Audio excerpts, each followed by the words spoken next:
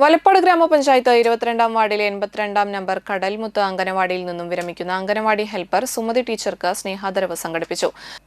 തൃശൂർ ജില്ലാ panchayat Triprayar division member അമൽ പ്രേമൻ ഉദ്ഘാടനം നിർവഹിച്ചു. വാർഡ് മെമ്പർ റീജ സിംഗ് അധ്യക്ഷയായി.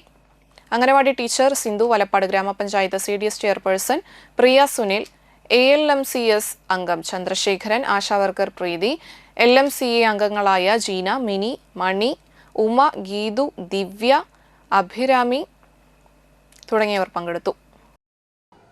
അപ്പോൾ നമുക്കറിയാം, നമ്മളുടെ അംഗനവാടിയുമായി ബന്ധപ്പെട്ട് നമ്മൾ എല്ലാ വീടുകളിലും നമ്മളുടെ കൊച്ചുകുട്ടികളെ 3 വയസ്സാവുമ്പോൾ തന്നെ അല്ലെങ്കിൽ ഒരു 2 വയസ്സിൽ തന്നെ നമ്മളുടെ അംഗനവാടിയിലേക്ക് പറഞ്ഞു വിടുകയും അല്പം അമ്മമാരൊക്കെ ആശ്വാസം കണ്ടെത്തുന്നത് ഈ അംഗനവാടിയിലേക്ക് വിട്ട സമയത്ത് തൻ്റെ ജോലിക്ക് പോവുകയോ അല്ലെങ്കിൽ ജോലിയൊക്കെ തീർക്കുകയോ ശ്രമിക്കുന്നു. അതുപോലെ തന്നെ അവർ അക്ഷരങ്ങൾ പഠിക്കുന്നതും കവിത പഠിക്കുന്നതും പാട്ട് പഠിക്കുന്നതും ഒക്കെ നമ്മളുടെ അംഗനവാടിയിൽ നിന്നാണ്. അവരുടെ പ്രാരംഭ പഠനം നടക്കുന്നത് നമ്മളുടെ അംഗനവാടിയിലാണ്. വർഷങ്ങളുടെ കഠിനാധ്വാനത്തിലൂടെയാണ് നമ്മളുടെ അംഗനവാടി ഇത്തരം രീതിയിലുള്ള കോൺക്രീറ്റ് കെട്ടിടവും അല്ലെങ്കിൽ ഇന്റർലോക്കിട്ട മുറ്റമൊക്കെ ആയിട്ട് മാറിയിട്ടുള്ളത്.